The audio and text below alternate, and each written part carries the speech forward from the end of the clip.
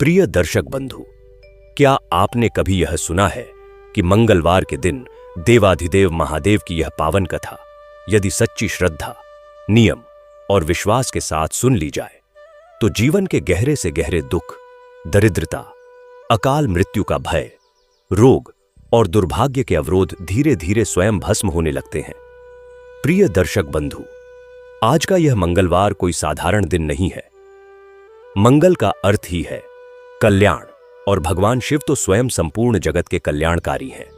यह वह परम पावन दिवस है जब कालों के काल महाकाल, जो वैराग्य और करुणा के सागर हैं, अपने भक्तों के जीवन में कृपा की वर्षा करते हैं। मंगलवार के दिन शिव भक्ति करने से जीवन में अभय, असीम शक्ति, सौभाग्य और परम शांति का वास होता है। शास्त्रों में कहा गया है कि जो भी व्यक्ति मंगलवार के दिन श्रद्धा, संयम और विश्वास के साथ भगवान शिव की कथा सुनता है, उसके जीवन से धीरे धीरे गृह क्लेश, मार्केश दोष, अज्ञात भय, मानसिक संताप और भविष्य की चिंता कपूर की भांति उड़ जाती है। जैसे शिव के त्रिनेत्र खुलते ही अज्ञान का अंधकार मिट जाता है, वैसे ही शिव कथा जीवन को सही दिशा प्रदान करती है। दर्शक बंधु, एक पल ठहरकर अपने जीवन की ओर देखिए। कभी अपार मेहनत के बाद भी सफलता हाथ नहीं लगती, कभी धन आता है पर टिकता नहीं, अचानक रोग या संकट घेर लेते हैं, निर्णय लेते समय मन भ्रमित हो जाता है और कभी लगता है कि जैसे भाग्य साथ छोड़ चुका है। लेकिन आज जब आप मंगलवार के इस पावन दिन भगवान भोलेनाथ की कथा सुनने बैठे हैं तो ऐसा प्रतीत होता है मानो शिव की अमोघ और दिव्य ऊर्जा आपके जीवन में प्रवेश कर रही हो। महादेव यह भाव जगा रहे हैं कि जब जीवन में सत्य और सरलता का पालन होता है तब कोई भी संकट टिक नहीं सकता। भगवान शिव केवल संहारकर्ता ही नहीं है, वे जीवन के हर विष को अपने कंठ में धारण करने वाले नीलकंठ हैं। वे वह शक्ति हैं जो मृत प्राय जीवन में भी प्राण फूंक देती है, और वह करुणा है जो अशांत मन को कैलाश सी शांति प्रदान करती है। यही कारण है कि आज की यह कथा केवल सुनने की कथा नहीं है, यह संकट मोचन, गृह शांति और जीवन को निर्भय बनाने की साधना बन सकती है। यह कथा सिखाती है कि जब मनुष्य अहंकार त्याग कर मात्र एक लोटा जल और बिल्वपत्र के साथ महादेव की शरण में आता है, तब जीवन में आनंद स्वयं उतर आता है। कई बार मनुष्य भीतर से प्रश्न करता है, मेरे जीवन में शांति कब आएगी? मेरे कष्टों का अंत कब होगा? मेरे प्रयास सफल क्यों नहीं हो रहे? दर्शक बंधु, संभव है आज का यह मंगलवार ही इन सभी प्रश्नों का उत्तर बन जाए, क्योंकि जब भक्त की श्रद्धा और भोलेनाथ की कृपा एक साथ जागृत होती है तब बिगड़े हुए काम स्वयं ही बनने लगते हैं। इसलिए केवल सुनिए मत, हर शब्द को शिव मंत्र मानकर ग्रहण कीजिए, हर भाव को हृदय में उतारिए और संकल्प लीजिए कि आप भी अपने जीवन में सत्य, दया और शिव तत्व को अपनाएंगे। तो आइए, मन को शांत कीजिए, चिंताओं और भय को महादेव के चरणों में अर्पित कीजिए, हृदय में भक्ति का दीप जलाइए और भगवान शिव का स्मरण करते हुए इस पावन कथा की दिव्य यात्रा आरंभ करते हैं। लेकिन दर्शक बंधु, आगे बढ़ने से पहले एक अत्यंत आवश्यक बात, शिव की यह पवित्र कथा केवल श्रवण मात्र के लिए नहीं होती, यह जीवन को कल्याणकारी, निर्भय और सुखमय बनाने के लिए होती है। शास्त्रों में कहा गया है कि जो शिव कथा को अधूरा छोड़ देता है वह इसके पूर्ण फल और महादेव के आशीर्वाद से वंचित रह जाता है। इसीलिए निवेदन है, आज की इस कथा को अंत तक अवश्य सुने। हो सकता है कथा का कोई एक प्रसंग, कोई एक नियम या कोई एक संदेश आपके जीवन से दुख, डर और अभाव को सदा के लिए कैलाश की घाटियों में विसर्जित कर दे। दर्शक बंधु, जो व्यक्ति भगवान भोलेनाथ की कथा को श्रद्धा से सुनता है उसके जीवन में धर्म, धन और असीम शांति का वास होता है। जो इसे दूसरों तक पहुंचाता है उस पर महाकाल की कृपा सदा बनी रहती है। और यदि आप सच्चे सनातनी हैं तो ऐसी पावन कथाओं को फैलाना आपका धर्म भी है और महापुण्य भी। इसलिए इस कथा को प्रेम से लाइक करें, अपने परिवार और मित्रों के साथ साझा करें और हमारे चैनल भक्ति स्टेशन को सब्सक्राइब करना ना भूलें, ताकि हर बार आपको भगवान शिव की दिव्य कथाएं और जीवन को दिशा देने वाले ऐसे ही संदेश मिलते रहें। प्राचीन काल की बात है, एक नगर में रतन नाम का एक अत्यंत परिश्रमी और शिव भक्त कुंभकार कुम्हार रहता था। रतन का जीवन उस माटी के समान ही सरल और पवित्र था जिसे वह प्रतिदिन अपने हाथों से आकार देता था। भोर की प्रथम किरण के साथ ही रतन का चाक घूमने लगता था। उसके हाथों की उंगलियां जब गीली मिट्टी को स्पर्श करती थीं, तो ऐसा प्रतीत होता था मानो वह केवल मिट्टी के बर्तन नहीं बना रहा, बल्कि अपने आराध्य देवों के देव महादेव की आराधना कर रहा हो। रतन का विश्वास था कि प्रत्येक मिट्टी के कण में साक्षात शिव का वास है। वह मिट्टी गूंथते समय अपनी श्वासों के साथ AUM नमः शिवाय का अखंड जाप करता था।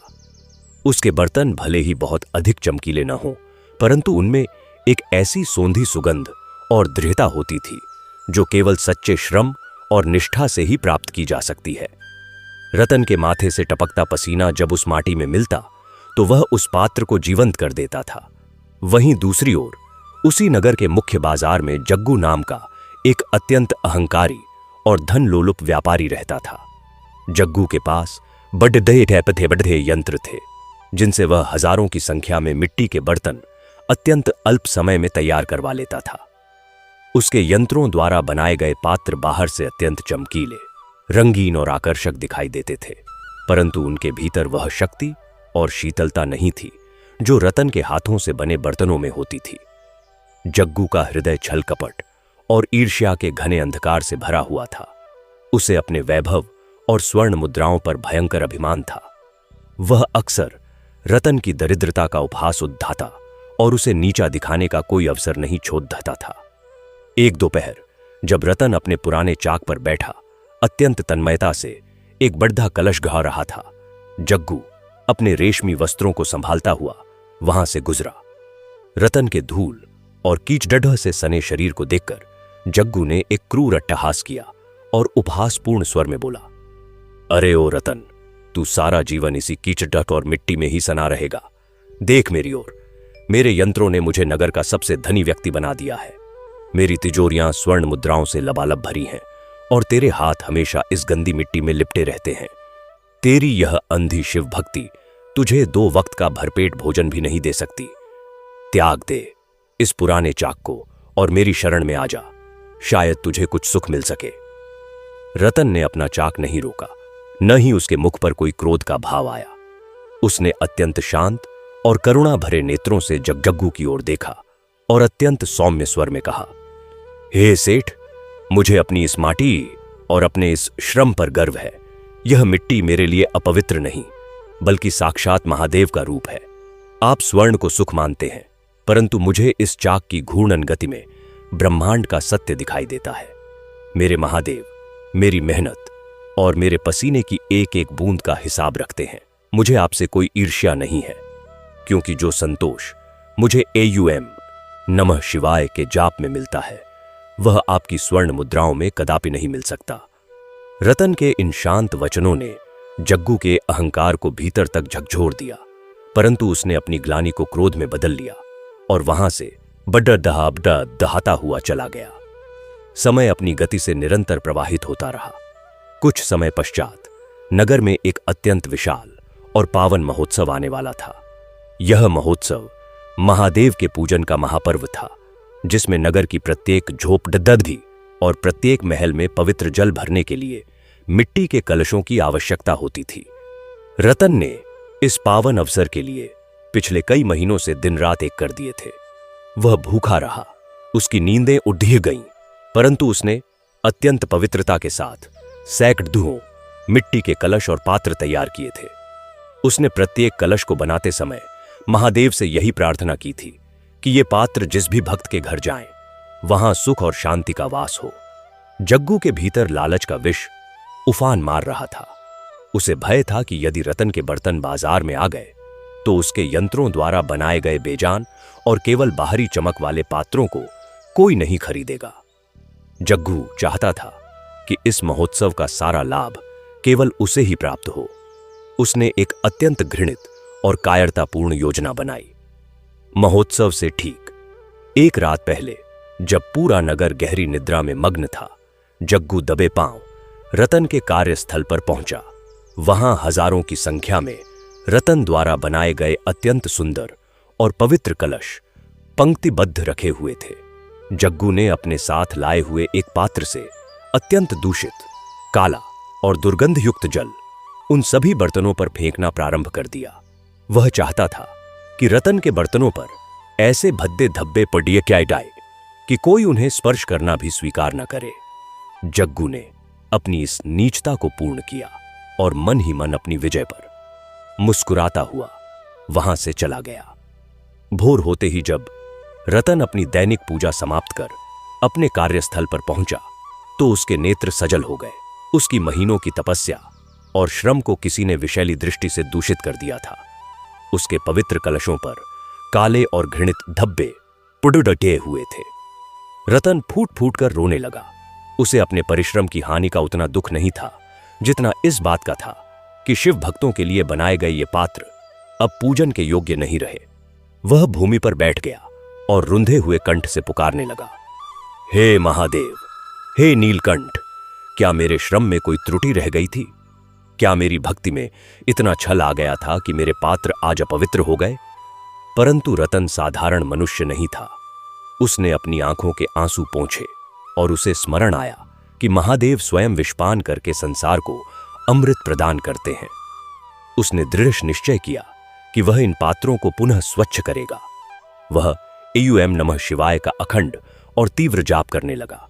उसने पवित्र जल और भस्म लेकर एक एक पात्र को रख ढकर स्वच्छ करना प्रारंभ किया। उसका शरीर थककर चूर हो रहा था। उंगलियों से रक्त रिसने लगा था, परंतु उसकी श्रद्धा उस काल रात्रि के अंधकार से कहीं अधिक प्रचंड थी। वह हर कलश को मांझते समय केवल एक ही नाद कर रहा था, हर हर महादेव। महोत्सव का प्रारंभ हो चुका था। नगर के मुख्य चौक पर जग्गू ने अपनी विशाल दुकान सजाई थी, जहां यंत्रों से बने अत्यंत चमकीले और आकर्षक पात्र सजे हुए थे। जग्गू स्वर्ण मुद्राओं के अहंकार में डूबा हुआ ऊंची आवाज में चिल्ला रहा था, आओ भक्तों, मेरे यंत्रों द्वारा बनाए गए इन दिव्य और चमकदार पात्रों को ले जाओ, ये सबसे सुंदर हैं। वहीं दूसरी ओर रतन एक कोने में अपने साधारण परंतु परिश्रम से धुले हुए पात्रों के साथ बैठा था। लोग जग्गू के बर्तनों की चमक देखकर उसकी ओर आकर्षित हो रहे थे, परंतु महादेव की लीला अत्यंत सूक्ष्म और अगाध होती है। तभी उस मार्ग से एक अत्यंत साधारण सा दिखने वाला वृद्ध यात्री वहां आया। उस यात्री के शरीर पर केवल एक फटा हुआ सूती वस्त्र था, कंधे पर एक झोली थी और आंखों में एक ऐसी असीम गहराई थी जो साक्षात आकाश को भी लज्जित कर दे। वह वृद्ध यात्री पहले जग्गू की दुकान के सामने रुका। जग्गू ने उसे एक अत्यंत दरिद्र भिखारी समझकर उपहास किया और बोला, अरे ओ बूढ़े, आगे बढ़ रहा, तेरे पास मेरे इन बहुमूल्य बर्तनों को खरीदने की सामर्थ्य नहीं है। जा किसी गली के कोने में जाकर भीख मांग। वह वृद्ध यात्री तनिक भी विचलित नहीं हुआ। वह मंद मंद मुस्कुराया और धीरे धीरे चलकर रतन की ओर बढ़ा। रतन ने जैसे ही उस वृद्ध यात्री को देखा, वह स्वतः ही खड़दहाहा हो गया और अत्यंत श्रद्धा के साथ अपना शीश झुकाकर उसे प्रणाम किया। वृद्ध यात्री ने रतन के बर्तनों की ओर देखा और अत्यंत गंभीर स्वर में कहा, हे कुंभकार, मुझे अपने घर के पूजन के लिए एक ऐसा कलश चाहिए जिसमें बाहरी चमक न हो, परंतु जिसमें सच्ची मेहनत, निष्ठा और पसीने की सुगंध समाहित हो। क्या तेरे पास ऐसा कोई पात्र है? रतन के हृदय में एक अजीब सा कंपन हुआ। उसे लगा मानो साक्षात उसके आराध्य उससे कुछ मांग रहे हों। उसने अपना सबसे पुराना और साधारण सा कलश उठाया, जिसे उसने रात भर रग धकर स्वच्छ किया था। रतन ने वह कलश उस यात्री को सौंपते हुए कहा, हे महापुरुष, यह पात्र बहुत सुंदर नहीं है, परंतु इसके प्रत्येक कण में मेरे महादेव का नाम और मेरी ईमानदारी का स्वेद समाहित है। यदि यह आपकी सेवा में स्वीकार हो तो मेरा जीवन धन्य हो जाएगा। वृद्ध यात्री ने उस कलश को अपने हाथों में लिया और ऐसा लगा मानो उस पात्र से एक दिव्य आभा फूट रही हो। यात्री ने मूल्य के रूप में अपनी झोली से एक अत्यंत पुराना, जीर्ण शीर्ण और फटा हुआ वस्त्र निकाला और रतन के हाथों में रख दिया। यह देखकर समीप ही खड्डा जग्गू ठहाके लगाकर हंसने लगा। उसने व्यंग्य करते हुए कहा, देखा रतन, तेरी अंधी भक्ति का फल। तूने अपनी पूरी रात और महीनों की मेहनत एक पुराने चीथदहे के बदले बेच दी। यही तेरी नियति है, तू हमेशा दरिद्र ही रहेगा। रतन ने जग्गू की बातों पर तनिक भी ध्यान नहीं दिया।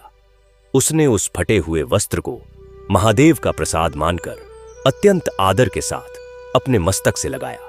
वह वृद्ध यात्री वहां से धीरे धीरे आगे बढ़ा टिकाफ गया और देखते ही देखते भिद्ध में ओझल हो गया।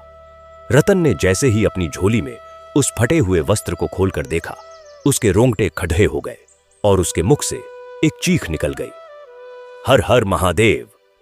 वह फटा हुआ चीतदा जैसे ही रतन के हाथों में पूरी तरह खुला, वह साक्षात शुद्ध स्वर्ण के एक अत्यंत विशाल, दिव्य और बहुमूल्य आभूषण में परिवर्तित हो गया। वह आभूषण इतना तेजोमय था कि उसकी चमक से पूरा बाजार चकाचौंध हो गया। उसी क्षण दूसरी ओर एक और भयंकर और रोंगटे खड़े कर देने वाली घटना घटी। जग्गू के जो पात्र अत्यंत चमकदार और सुंदर दिखाई दे रहे थे, उन्हें जैसे ही ग्राहकों ने स्पर्श किया, वे अचानक भुरभुरी मिट्टी और राख में बदलने लगे। जग्गू के यंत्रों द्वारा बनाए गए हजारों बर्तन एक ही पल में धूल का ढेर बन गए। जग्गू यह देखकर पागलों की भांति चिल्लाने लगा, यह क्या हो रहा है? मेरे यंत्रों ने तो इन्हें अत्यंत दृढ़ बनाया था, मेरी स्वर्ण मुद्राएं, मेरा वैभव। परंतु वहां केवल राख और मिट्टी शेष थी। जग्गू के उन पात्रों में ईमानदारी का अभाव था। वे छल कपट से बनाए गए थे और महादेव का न्याय सदा सत्य के साथ होता है। जग्गू का सारा घमंड और धन उसी क्षण राख हो गया। वह भूमि पर गिर पड़ा और पश्चाताप की अग्नि में जलने लगा। उसे समझ आ गया कि वह जिस रतन का उपहास उद्दाता था, वह महादेव का परम प्रिय भक्त है। जग्गू दौधता हुआ रतन के चरणों में गिर पड़ा और फूट फूट कर रोने लगा। उसने रुंधे हुए कंठ से कहा, मुझे क्षमा कर दो रतन, मुझे क्षमा कर दो। मेरा धन और मेरा अहंकार मुझे ले डूबा। मुझे अब ज्ञात हुआ कि साक्षात महादेव तुम्हारे रूप में मेरे अहंकार का नाश करने आए थे। मैंने यंत्रों से बर्तन तो बना लिए, परंतु ईमानदारी और प्रेम को कभी नहीं समझा। रतन ने अत्यंत करुणा के साथ जग्गू को उठाया और कहा, हे भाई, महादेव किसी यंत्र के नहीं बल्कि सच्चे भाव के भूखे हैं। जब तक मन में छल कपट है, तब तक कोई भी चमक स्थायी नहीं हो सकती। एयूएम नमः शिवाय का जाप केवल होठों से नहीं बल्कि कर्मों से होना चाहिए। नगर के लोग इस अलौकिक चमत्कार को देखकर स्तब्ध रह गए। रतन का वह साधारण सा कलश अब साक्षात शिव तत्व का प्रतीक बन चुका था। रतन ने उस स्वर्ण आभूषण को नगर के मंदिर के जीर्णोद्धार में दान कर दिया और स्वयं पुनः अपने उसी चाक पर लौट आया। परंतु अब उसका चाक पहले से कहीं अधिक वेग और ऊर्जा के साथ घूम रहा था। नगर का प्रत्येक व्यक्ति अब रतन के ही पात्रों में जल भरना चाहता था, क्योंकि उन बर्तनों में साक्षात महादेव की करुणा और रतन की ईमानदारी का वास था। कथा का यह अध्याय यहां समाप्त नहीं होता, क्योंकि महादेव की लीलाएं अनंत हैं। रतन की ख्याति अब नगर की सीमाओं को लांघकर दूर दराज के राज्यों तक पहुंचने लगी थी। लोग कहते थे कि रतन की मिट्टी में साक्षात अन्नपूर्णा का आशीर्वाद और शिव का सान्निध्य है। परंतु रतन अब भी वही साधारण कुंभकार था। वह भोर में उठकर पास की नदी से मिट्टी लाता, उसे अपने पैरों से गूंथता और फिर अपनी उंगलियों के जादू से उसे एक नया जीवन देता। एक दिन जब रतन नदी के तट पर मिट्टी एकत्रित कर रहा था, उसने देखा कि नदी के जल का वेग अचानक बढ़ गया है। लहरें उफन रही थीं और आकाश में काले मेघ उम्द घुम्ध कर छाने लगे थे। रतन ने अनुभव किया कि यह कोई साधारण वर्षा नहीं है, बल्कि प्रकृति का कोई बड़ा संकेत है। वह नदी के किनारे एक वृक्ष के नीचे खद्धा होकर महादेव का ध्यान करने लगा। तभी उसने देखा कि नदी के बीचों बीच एक अत्यंत सूक्ष्म ज्योति चमक रही है। वह ज्योति लहरों के साथ ऊपर नीचे हो रही थी। रतन ने बिना अपने प्राणों की चिंता किए नदी के उफनते जल में प्रवेश कर दिया। वह हर हर महादेव का जाप करता हुआ उस ज्योति की ओर बढ़ने लगा। जब वह उस ज्योति के समीप पहुंचा तो उसने देखा कि वहां एक अत्यंत प्राचीन और छोटा सा शिवलिंग जल के ऊपर तैर रहा है। रतन ने उस शिवलिंग को अत्यंत श्रद्धा के साथ अपनी गोद में उठा लिया। जैसे ही रतन ने उस शिवलिंग को स्पर्श किया, नदी का जल अचानक शांत हो गया। काले मेघ छंट गए और सूर्य का दिव्य प्रकाश उस पर आच्छादित हो गया। रतन उस शिवलिंग को लेकर अपने निवास पर आया। उसने अपनी झोपड़ी के एक पवित्र कोने में उस शिवलिंग की स्थापना की। अब रतन का जीवन पूर्णतः शिवमय हो गया था। वह बर्तन बनाता, परंतु उसका ध्यान सदैव उस शिवलिंग की सेवा में रहता। नगर के विद्वान और पंडित जब रतन के घर आए और उन्होंने उस शिवलिंग को देखा तो वे आश्चर्यचकित रह गए। उन्होंने बताया कि यह कोई साधारण शिवलिंग नहीं है, बल्कि यह वह दुर्लभ पार्थिव लिंग है जो हजारों वर्षों के तप के पश्चात स्वयं प्रकट होता है। नगर के राजा को जब यह समाचार मिला तो उसने रतन के घर आकर उस शिवलिंग को अपने राजभवन के मंदिर में ले जाने का प्रस्ताव रखा। राजा ने रतन से कहा, हे कुंभकार, तुम्हारी झोपड़ी इस दिव्य शिवलिंग के योग्य नहीं है। मैं इसके लिए एक स्वर्ण मंदिर बनवाऊंगा और तुम्हें इसके बदले में इतना धन दूंगा कि तुम्हारी 7 पीढ़ियां सुख से रहेंगी। रतन ने अत्यंत विनम्रता के साथ राजा के प्रस्ताव को अस्वीकार कर दिया। उसने कहा, हे राजन, महादेव महलों के नहीं बल्कि झोपड़ियों के भूखे हैं। वे मेरे पास अपनी इच्छा से आए हैं और जब तक उनकी इच्छा होगी वे यहीं रहेंगे। धन का लालच मुझे मेरे शिव से दूर नहीं कर सकता। एयूएम नमः शिवाय की गूंज इस फटी हुई छत के नीचे भी उतनी ही पवित्र है जितनी आपके स्वर्ण मंदिर में होगी। राजा रतन की इस निस्वार्थ भक्ति को देखकर नतमस्तक हो गया और उसने वहीं रतन की झोपड़ी के समीप ही एक अत्यंत भव्य परंतु सादा शिवालय बनवाने का निर्णय लिया। जग्गू, जो अब पूर्णतः बदल चुका था, रतन का सबसे बड़ा सहायक बन गया था। उसने अपने यंत्रों को त्याग दिया था और वह स्वयं अब मिट्टी के छोटे छोटे दीपक बनाने लगा था। जग्गू ने सीखा कि हाथ से किए गए कार्य में जो एकाग्रता और ध्यान होता है वह यंत्रों की गति में कभी नहीं मिल सकता। एक बार जब नगर में भयंकर सूखा पड़ी डेड्डा और अन्न का एक दाना भी नहीं बचा, तब रतन के उस दिव्य शिवलिंग से निरंतर अमृत के समान जल प्रवाहित होने लगा। उस जल ने न केवल नगरवासियों की प्यास बुझाई बल्कि खेतों को पुनः हरा भरा कर दिया। पूरा नगर रतन की जय जयकार करने लगा, परंतु रतन ने सारा श्रेय केवल महादेव को दिया। समय निरंतर बीतता रहा, परंतु रतन का उत्साह और उसकी भक्ति तनिक भी मंद नहीं हुई।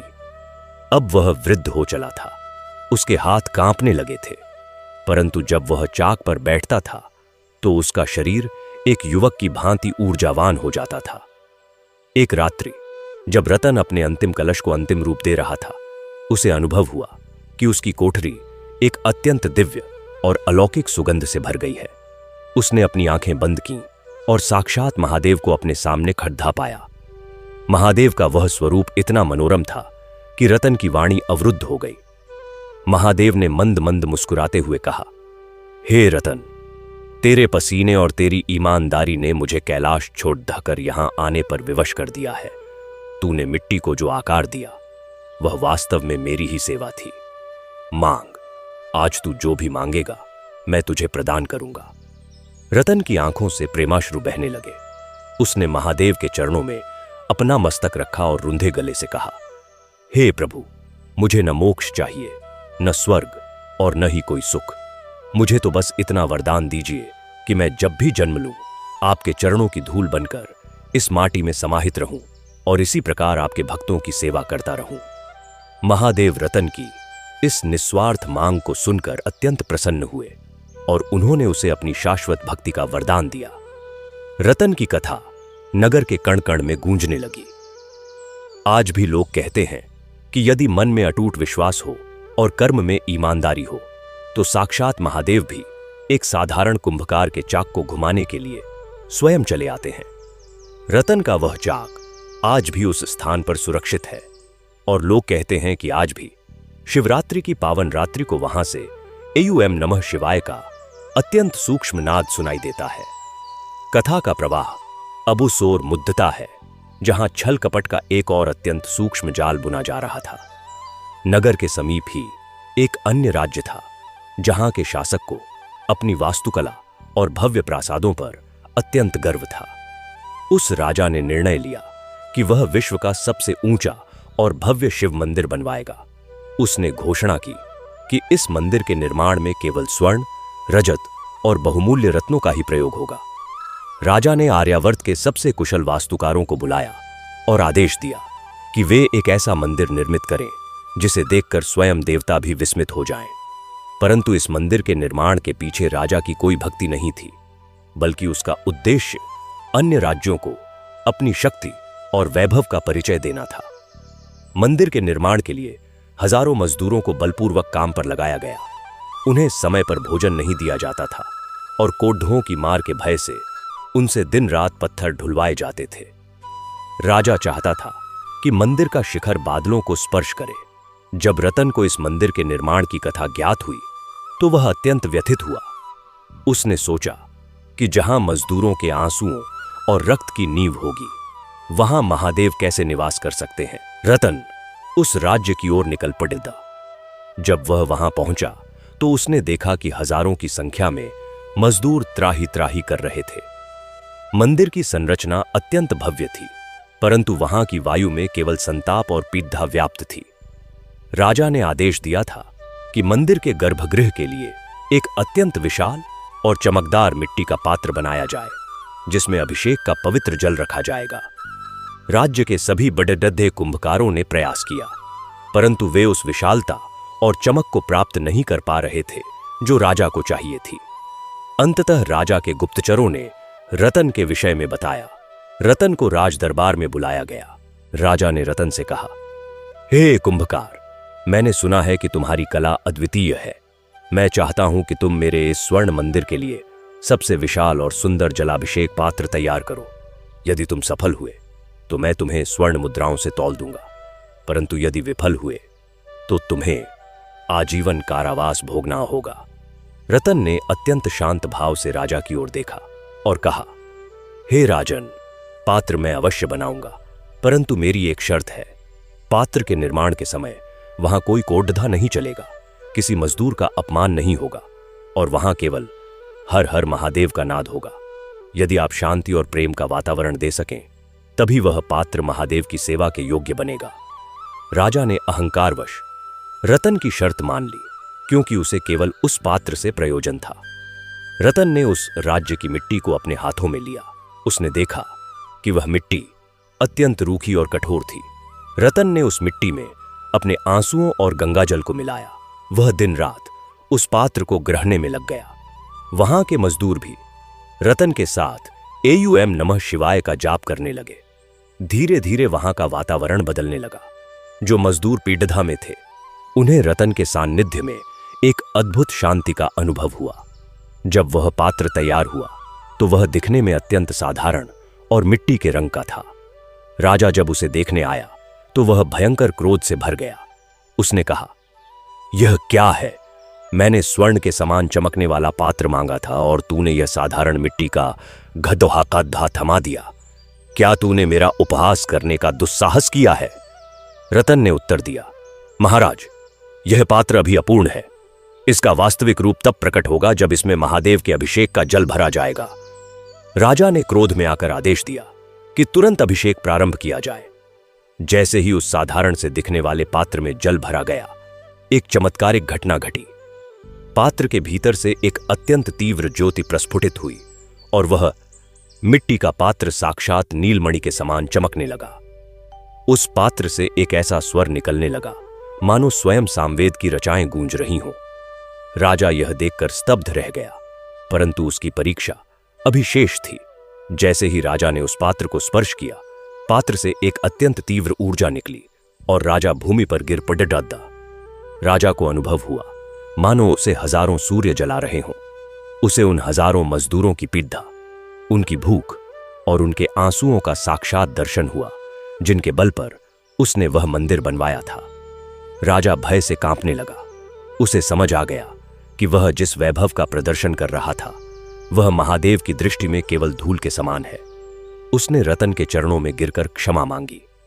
राजा ने उसी क्षण उन सभी मजदूरों को स्वतंत्र कर दिया, उन्हें उचित सम्मान और धन दिया और उस मंदिर को केवल वैभव का नहीं, बल्कि साक्षात सेवा और भक्ति का केंद्र बनाया। रतन पुनः अपने नगर लौट आया। उसका जीवन अब एक जलती हुई मशाल के समान था, जो जहां भी जाता वहां के अंधकार को मिटा देता। जग्गू अब रतन का छाया की भांति अनुसरण करता था। एक बार जब नगर में एक भयंकर आग लगी और रतन की झोपड़पट्टी भी उसकी चपेट में आ गई, तो रतन तनिक भी विचलित नहीं हुआ।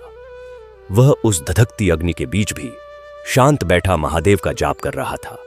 आश्चर्य की बात यह थी कि आग ने रतन के चारों ओर की प्रत्येक वस्तु को भस्म कर दिया, परंतु उसकी झोपड़पट्टी और वह शिवलिंग तनिक भी प्रभावित नहीं हुए।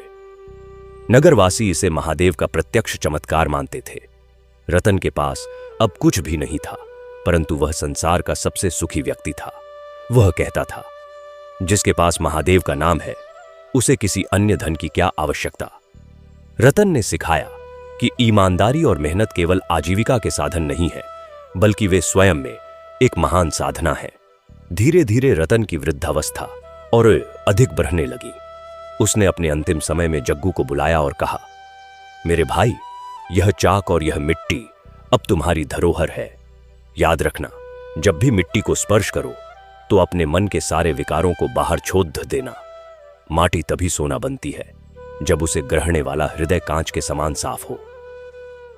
एक दिन भोर के समय जब पक्षी चहचहा रहे थे और नगर में मंगल आरती की ध्वनि गूंज रही थी, रतन ने उस दिव्य शिवलिंग के सम्मुख अपना मस्तक रखा और सदा के लिए शांत हो गया। उसके मुख पर एक अत्यंत दिव्य मुस्कान थी। जब नगरवासियों ने उसके शरीर को अंतिम विदाई दी, तो उन्होंने देखा कि जिस स्थान पर रतन का शरीर रखा था, वहां की मिट्टी स्वतः ही चंदन के समान सुगंधित हो गई थी। रतन के जाने के पश्चात जग्गू ने उसकी परंपरा को जीवित रखा। जग्गू ने अब कोई यंत्र नहीं चलाया, बल्कि वह रतन की ही भांति हाथों से पात्र बनाने लगा। नगर में अब कोई भी अहंकारी नहीं था, क्योंकि रतन की कथा ने प्रत्येक व्यक्ति के हृदय में प्रेम और विनम्रता का बीज बो दिया था। कथा का प्रवाह अब एक नए मोड्ध की ओर मुद्दता है। रतन के जीवन की यह गाथा पूरे आर्यावर्त के भाटों और चारणों के गीतों में अमर हो गई। एक बार एक अत्यंत अभिमानी राजकुमार, जो स्वयं को कला का सबसे बड़ा पारखी मानता था, रतन के उस शिवालय में आया। राजकुमार ने जब उस मिट्टी के साधारण शिवलिंग को देखा, तो उसने उपहास में कहा, इस दरिद्र कुंभकार ने पत्थर के बजाय मिट्टी का शिवलिंग बनाया। क्या उसे रत्न और मणि का ज्ञान नहीं था? राजकुमार ने जैसे ही उस मिट्टी के शिवलिंग को तिरस्कार से स्पर्श करना चाहा, उसके हाथ पत्थर के समान जद्दी आटे से हो गए। वह न तो अपना हाथ हटा पा रहा था और न ही एक कदम पीछे हट पा रहा था। राजकुमार भयभीत हो गया। उसके अंगरक्षक और सैनिक भी वहां आए, परंतु कोई भी राजकुमार को उस जद्धता से मुक्त नहीं कर सका। अंततः जग्गू वहां आया और उसने राजकुमार से कहा, राजकुमार, यह मिट्टी साधारण नहीं है। इसमें एक भक्त के जीवन भर की तपस्या और ईमानदारी समाहित है। जब तक आप अपने मन का यह अहंकार नहीं त्यागेंगे, तब तक आप मुक्त नहीं हो पाएंगे। राजकुमार ने अपनी भूल स्वीकार की और रुंधे गले से महादेव से क्षमा मांगी। जैसे ही उसने एओम नमः शिवाय का जाप किया, उसके हाथ पुनः सामान्य हो गए। राजकुमार ने उसी क्षण अपना राजसी ठाठ बाट त्याग दिया और वह भी उस शिवालय का एक साधारण सेवक बन गया। यह कथा हमें निरंतर यह स्मरण कराती रहती है कि छल कपट और यंत्रों की चमक क्षणिक होती है, परंतु ईमानदारी के पसीने से सींची गई भक्ति चिरस्थायी होती है। महादेव उस चाक की हर घूमती हुई गति में है, वे उस गूंथी हुई मिट्टी के हर कण में हैं, और वे उस भक्त की हर श्वास में हैं जो निस्वार्थ भाव से अपना कर्म करता है। कथा का यह प्रवाह अब और भी गहराई में उतरता है।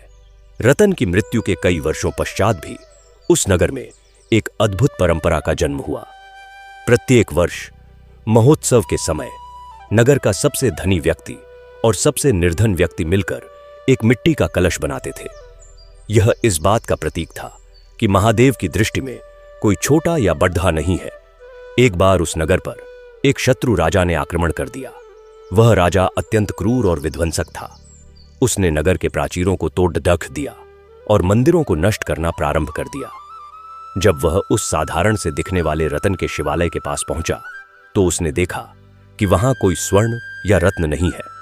उसने अट्टहास किया और कहा, इस मिट्टी के मंदिर को तो मैं एक ही प्रहार में ढा दूंगा।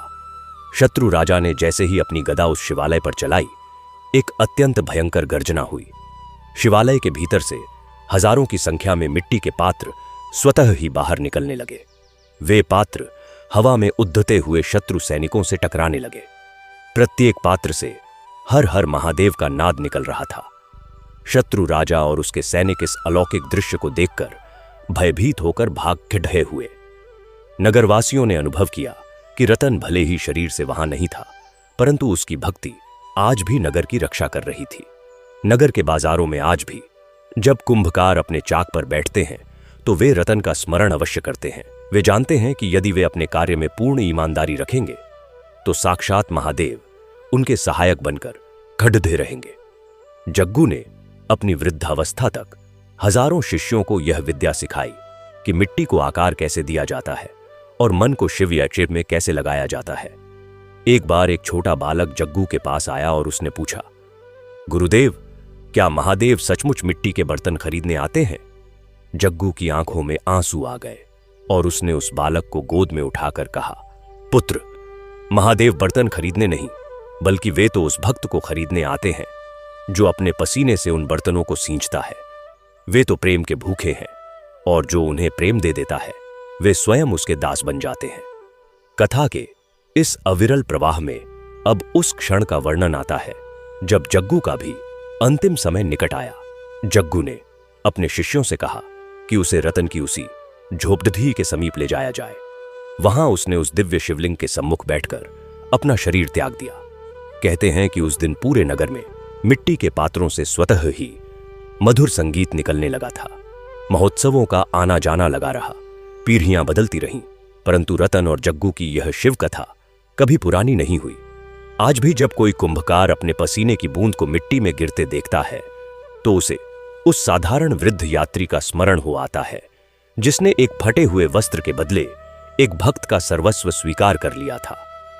इस कथा का सार यही है कि कर्म ही पूजा है और ईमानदारी ही साक्षात ईश्वर है।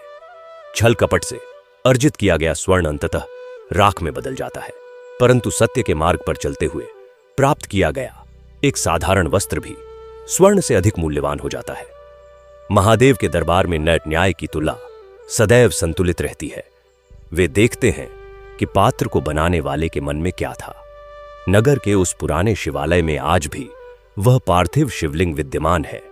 वहां कोई बड़दद्धा घंटा नहीं है, परंतु वहां की मिट्टी से आज भी एयूएम नमः शिवाय की गूंज सुनाई देती है। लोग वहां अपनी मन्नतें मांगने नहीं, बल्कि अपने अहंकार को त्यागने आते हैं। वहां की धूल को अपने मस्तक पर लगाना ही सबसे बड़दद्दा सौभाग्य माना जाता है। एक बार एक अन्य नगर से एक महान यंत्र विशारद आया। उसने दावा किया कि वह ऐसे यंत्र बनाएगा जो रतन की कला से भी श्रेष्ठ पात्र निर्मित करेंगे। उसने नगर के मुख्य चौक पर अपने यंत्र स्थापित किए। यंत्रों ने अत्यंत सटीक और सुंदर पात्र बनाना प्रारंभ किया। नगर के लोग पुनः उन यंत्रों की ओर आकर्षित होने लगे। जग्गू के शिष्यों ने यह देखकर चिंता व्यक्त की, परंतु कुछ ही दिनों में वे यंत्र निर्मित पात्र स्वतः ही चटकने लगे। उनमें भरा हुआ जल विषैला होने लगा। लोगों को समझ आ गया कि यंत्र केवल शरीर बना सकते हैं, आत्मा नहीं। उस यंत्र विशारद ने भी अंततः अपनी पराजय स्वीकार की और रतन के उस शिवालय में जाकर क्षमा मांगी। उसने स्वीकार किया कि जिस निर्माण में हर हर महादेव का नाद नहीं, वह निर्माण केवल विनाश की ओर ले जाता है। यह कथा उस अनंत यात्रा का हिस्सा है जहां मनुष्य अपने भीतर के महादेव को खोजने का प्रयास करता है। रतन का चाक केवल मिट्टी नहीं घुमाता था, वह तो संसार के मोह माया के चक्र को घुमाता था।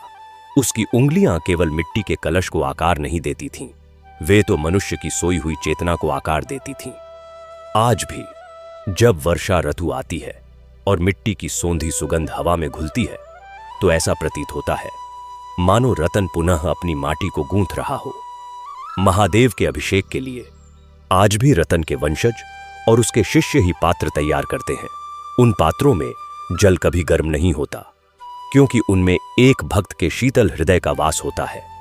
कथा का यह प्रवाह अब उस दिशा में मुद्दता है जहां एक अत्यंत दरिद्र कन्या ने रतन के मार्ग का अनुसरण किया। वह कन्या अनाथ थी और नगर की गलियों में मिट्टी के छोटे छोटे दीपक बेचकर अपना जीवन चलाती थी। उसका नाम करुणा था।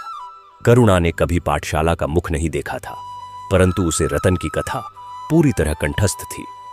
वह हर दीपक को बनाते समय यही सोचती थी कि यह दीपक किसी के घर के अंधकार को दूर करेगा और साक्षात महादेव को प्रकाश प्रदान करेगा। करुणा की निष्ठा इतनी प्रबल थी कि एक बार जब नगर में भयंकर आंधी चली और सभी के घरों के चिराग बुझ गए, तब करुणा द्वारा बनाए गए मिट्टी के छोटे छोटे दीपक आंधी के बीच भी प्रज्वलित रहे। उन दीपकों की लौ तनिक भी नहीं डगमगाई। नगर के लोग आश्चर्यचकित रह गए। राजा ने जब यह देखा तो उसने करुणा को राजमहल में बुलाया। राजा ने पूछा, पुत्री, तुम्हारे इन दीपकों में ऐसा कौन सा चमत्कारी तेल है जो भयंकर आंधी में भी नहीं बुझता? करुणा ने अत्यंत सरलता से उत्तर दिया, महाराज, इन दीपकों में तेल नहीं बल्कि साक्षात रतन बाबा की सिखाई हुई ईमानदारी और महादेव का नाम भरा है। जो ज्योति शिव नाम से प्रज्वलित होती है उसे संसार की कोई भी आंधी नहीं बुझा सकती। राजा करुणा की इस बात से अत्यंत प्रभावित हुआ और उसने करुणा को राजमहल की मुख्य दीप शिखा का उत्तरदायित्व सौंपा।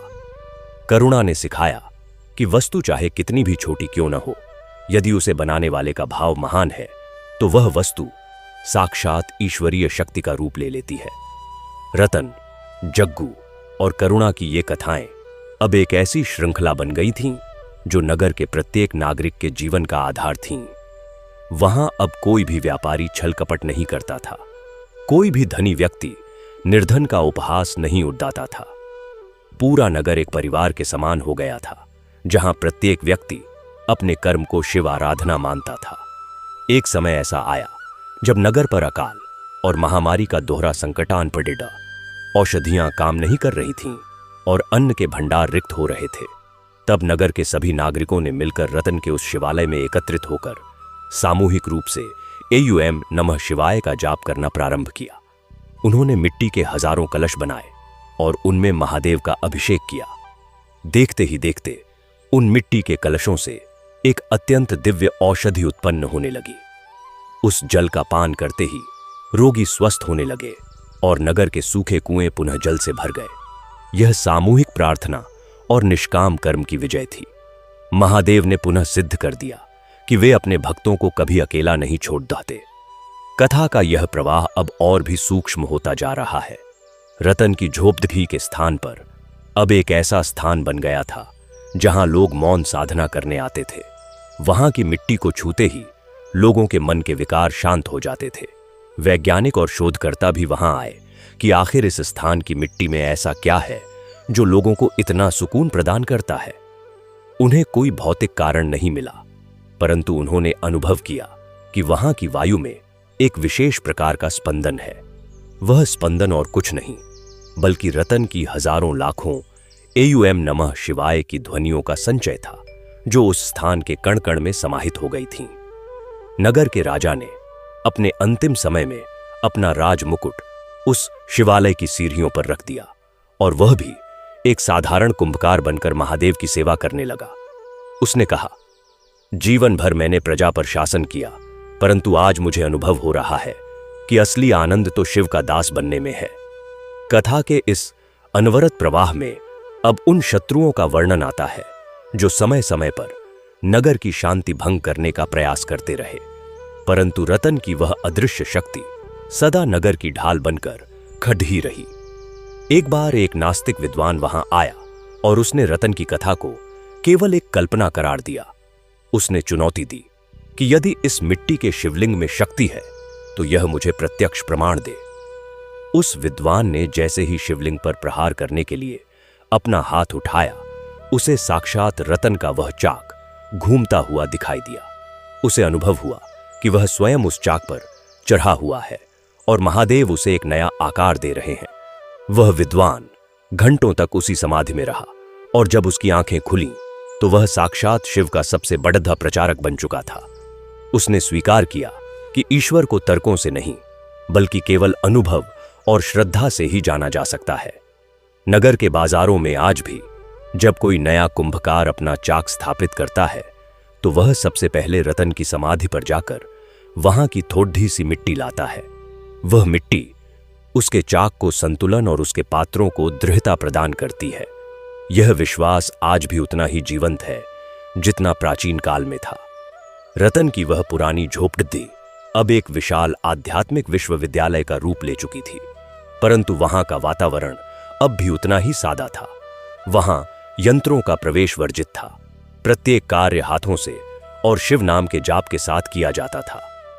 वहां के छात्र न केवल मिट्टी के पात्र बनाना सीखते थे, बल्कि वे अपने जीवन को कैसे पात्र बनाया जाए यह भी सीखते थे। उनका मानना था कि जब तक हमारा अंतःकरण स्वच्छ नहीं होगा, तब तक हम महादेव की कृपा को धारण नहीं कर पाएंगे। जैसे एक कच्चे गद्यव्याराहे में जल नहीं टिक सकता, वैसे ही विकारयुक्त मन में भक्ति नहीं टिक सकती। इसलिए वे पहले अपने मन को आग में तपाकर पक्का करते थे और फिर उसमें शिव नाम का अमृत भरते थे। कथा का यह अध्याय अब उस काल की ओर बढ़ता है जब नगर में एक अत्यंत विदुषी कन्या का आगमन हुआ। वह कन्या शास्त्रों में पारंगत थी, परंतु उसके मन में शांति नहीं थी। वह नगर नगर भटक रही थी कि उसे कोई ऐसा सत्य मिले जो उसे पूर्ण कर सके। जब वह रतन के नगर में पहुंची तो उसने देखा कि वहां के लोग मिट्टी के पात्रों की पूजा कर रहे हैं। उसने उपहास में कहा, यह कैसी मूर्खता है, क्या पत्थर और मिट्टी भी कभी ईश्वर हो सकते हैं? तब जग्गू के एक वृद्ध शिष्य ने उसे एक मिट्टी का पात्र दिया और कहा, पुत्री, इस पात्र में जल भरो और इसे 7 दिनों तक अपने पास रखो। कन्या ने वैसा ही किया। 7 दिनों के पश्चात उसने देखा कि उस साधारण मिट्टी के पात्र में रखा जल साक्षात गंगा जल के समान पवित्र और सुगंधित हो गया है। कन्या का अहंकार टूट गया। उसे समझ आया कि पवित्रता पात्र में नहीं, बल्कि उसे ग्रहणे वाले के भाव में होती है। वह भी वहीं रहकर महादेव की अनन्य भक्त बन गई। नगर के प्रत्येक घर में आज भी रतन की एक छोटी सी प्रतिमा या उसका चित्र अवश्य होता है। वह चित्र उन्हें निरंतर यह याद दिलाता है कि सफलता स्वर्ण मुद्राओं में नहीं, बल्कि मन की शांति और महादेव की प्रसन्नता में है। लोग अब छल कपट से डरने लगे थे, क्योंकि उन्हें ज्ञात था कि महादेव की गुप्त दृष्टि सब कुछ देख रही है। एक समय ऐसा आया जब नगर पर एक विशाल प्राकृतिक आपदा आई। भूकंप के तीव्र झटकों से बड़े महल धराशायी हो गए, परंतु रतन का वह साधारण सा शिवालय तनिक भी नहीं हिला। वहां के लोगों ने उस शिवालय में शरण ली और सभी सुरक्षित रहे। राजा ने तब स्वीकार किया कि जो निर्माण भक्ति की नींव पर होता है, उसे काल भी नष्ट नहीं कर सकता। कथा का यह प्रवाह अब उन अनकहे रहस्यों की ओर बढ़ता है जो रतन के चाक से जुद्धे थे। कहते हैं कि रतन का वह चाक केवल मिट्टी के पात्र नहीं बनाता था, बल्कि वह उन लोगों के भाग्य को भी संवारता था जो अपनी व्यथा लेकर वहां आते थे। एक बार एक अत्यंत अभागा व्यक्ति, जिसके जीवन में केवल असफलताएं थीं, वहां आया। रतन ने उसे अपने चाक पर बिठाया और कहा, पुत्र, एक बार इस चाक को घुमाओ और अपने मन के सारे दुखों को इस केंद्र बिंदु पर केंद्रित कर दो। उस व्यक्ति ने वैसा ही किया।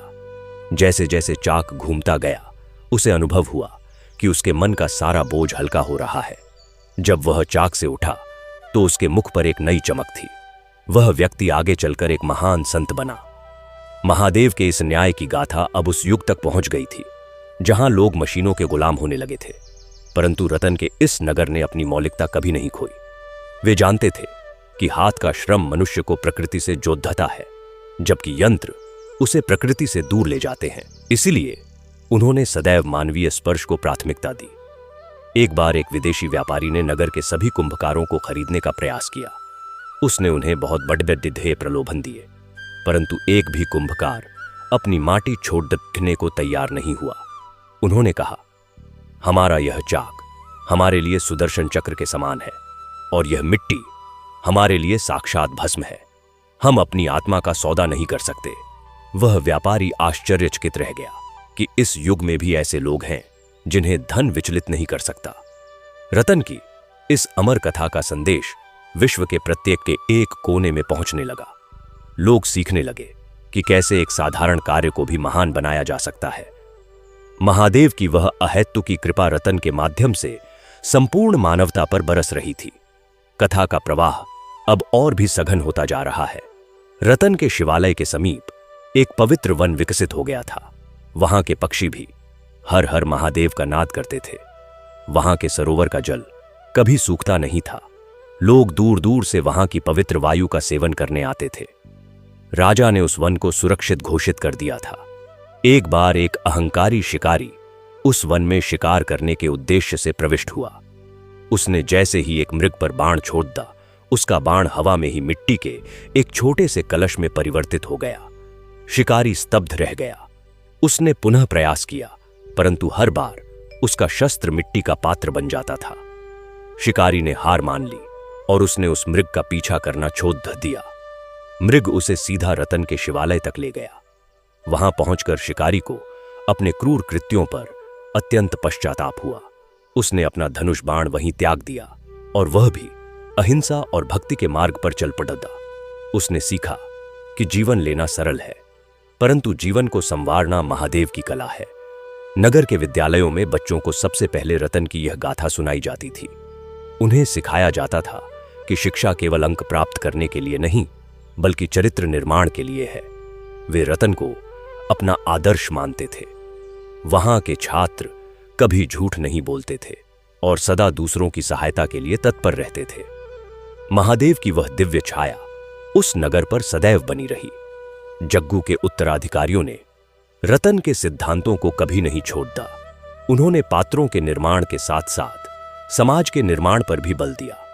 वे कहते थे कि समाज भी एक बड़ध्वज मिट्टी की ढेरी है, जिसे ज्ञान और करुणा के जल से गूंथकर एक सुंदर पात्र बनाया जा सकता है।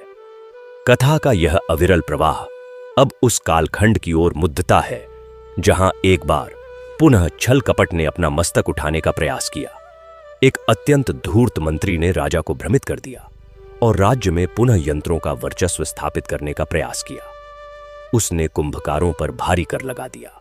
कुंभकार अत्यंत संकट में आ गए, परंतु उन्होंने विरोध के बजाय प्रार्थना का मार्ग चुना। उन्होंने हजारों की संख्या में मिट्टी के पात्र बनाए और उन्हें नदी में प्रवाहित कर दिया। आश्चर्य की बात यह थी कि वे पात्र डूबे नहीं, बल्कि वे नदी के जल पर तैरते हुए एक विशाल सेतु बन गए। जब राजा ने यह दृश्य देखा तो उसे उस धूर्त मंत्री की चाल समझ आ गई। राजा ने उसी क्षण उस मंत्री को पदच्युत कर दिया और कुंभकारों से क्षमा मांगी। महादेव ने पुनः सिद्ध कर दिया कि मौन प्रार्थना में वह शक्ति है जो बड्डदद्ध तूफानों को मोद्दद्ध सकती है। रतन की गाथा का हर शब्द एक मंत्र के समान पवित्र है। यह कथा उन लोगों के लिए एक सहारा है जो अपने जीवन में संघर्ष कर रहे हैं। यह उन्हें बताती है कि तुम्हारी मेहनत का फल कहीं नहीं जाएगा। महादेव उसे देख रहे हैं। बस अपना धैर्य मत खोना और अपनी निष्ठा को मलिन मत होने देना। नगर के उस शिवालय में अब एक अखंड ज्योति प्रज्वलित रहती है।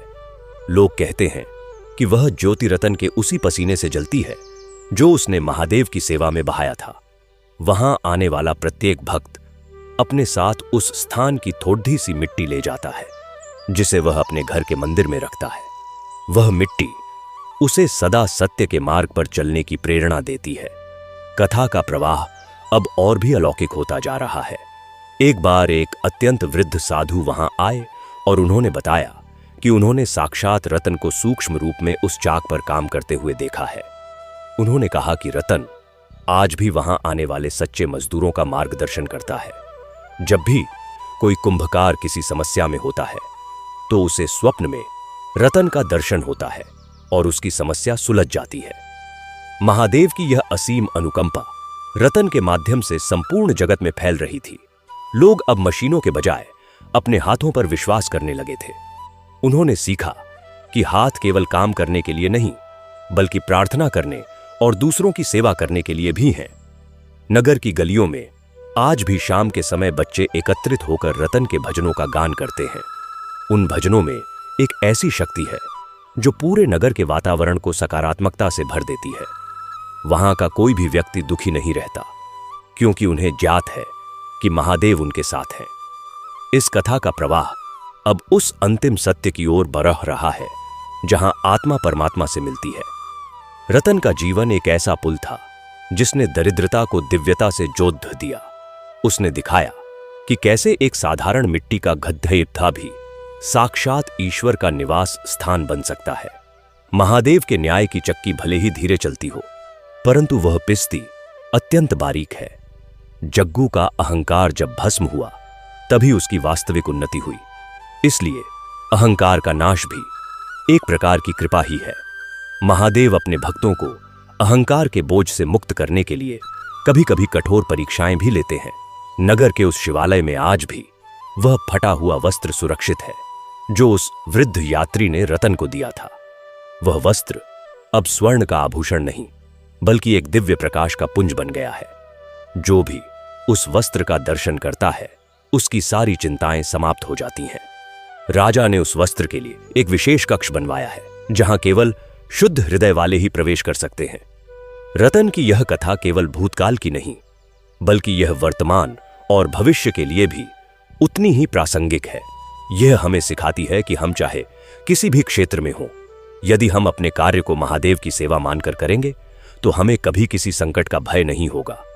कथा का प्रवाह अब और भी गहरा होता जा रहा है। रतन के चाक की वह घूं घूं की आवाज अब उस नगर की धधकन बन चुकी थी। लोग कहते थे कि जब तक यह चाक घूम रहा है तब तक नगर सुरक्षित है। एक बार जब चाक कुछ क्षणों के लिए रुक गया तो पूरे नगर में हाहाकार मच गया। लोगों ने समझा कि कोई अनर्थ होने वाला है, परंतु तभी आकाश से एक आकाशवाणी हुई, भयभीत न हो, यह चाक इसलिए रुका है ताकि तुम अपनी अंतरात्मा की आवाज सुन सको। जीवन केवल कर्म नहीं बल्कि कुछ क्षण रुककर चिंतन करना भी है। लोगों ने तब से प्रत्येक सप्ताह एक दिन का मौन व्रत और चिंतन का नियम बनाया। महादेव की यह शिक्षा रतन के माध्यम से लोगों तक पहुंची। उन्होंने सीखा कि कर्म और विश्राम दोनों का अपना महत्व है। जैसे मिट्टी को गूंथने के बाद उसे कुछ समय के लिए छोड़ दह दिया जाता है ताकि वह सेट हो सके, वैसे ही मनुष्य को भी कार्य के बाद ध्यान और चिंतन की आवश्यकता होती है। नगर के शिल्पकारों ने अब ऐसी मूर्तियां बनाना प्रारंभ किया जो केवल पत्थर की नहीं थीं, बल्कि उनमें जीवंतता का अनुभव होता था। वे मूर्तियां रतन की उसी परंपरा का हिस्सा थीं। उन मूर्तियों के दर्शन मात्र से लोगों के मन में शांति का संचार होता था। रतन की यह कथा अब एक ऐसी शक्ति बन गई थी जिसे कोई भी राजा या सेना पराजित नहीं कर सकती थी। यह सत्य की शक्ति थी, यह महादेव की शक्ति थी। जग्गू ने अपनी अंतिम श्वास तक यही संदेश दिया कि हर हर महादेव केवल एक नारा नहीं है, यह एक जीवन पद्धति है। नगर के कुएं जो कभी सूख गए थे अब सदा जल से भरे रहते थे। वहां की भूमि अब पहले से कहीं अधिक उपजाऊ हो गई थी। लोग कहते थे कि यह सब रतन की उस ईमानदारी का प्रतिफल है। महादेव ने उस नगर को अपना साक्षात धाम बना लिया था। इस कथा का प्रवाह अब उस ओर मुद्दता है जहां एक बार पुनः छल कपट ने अपना रूप बदलकर आने का प्रयास किया। एक अत्यंत धूर्त व्यापारी ने नगर में नकली मिट्टी और नकली पात्रों का व्यापार प्रारंभ किया। उसने उन पात्रों को रतन के नाम से बेचना शुरू किया, परंतु महादेव का न्याय पुनः सक्रिय हुआ। जैसे ही कोई व्यक्ति उन नकली पात्रों में जल भरता, वे पात्र स्वतः ही टूट जाते और उनमें से दुर्गंध आने लगती। उस धूर्त व्यापारी की पोल खुल गई और उसे नगर से बाहर निकाल दिया गया। सत्य को प्रमाण की आवश्यकता नहीं होती, वह स्वयं ही प्रकट हो जाता है। रतन की यह गाथा आज भी उतनी ही प्रेरणादायी है। यह हमें बताती है कि हम चाहे कितने भी साधारण क्यों न हो, यदि हमारा कर्म महान है तो हम स्वयं महान बन जाते हैं। महादेव तो उस माटी के चाक पर बैठकर स्वयं सृष्टि का निर्माण कर रहे हैं। कथा के इस अविरल प्रवाह में अब उन अनाम भक्तों का वर्णन आता है जिन्होंने रतन के मार्ग पर चलकर अपना जीवन धन्य किया।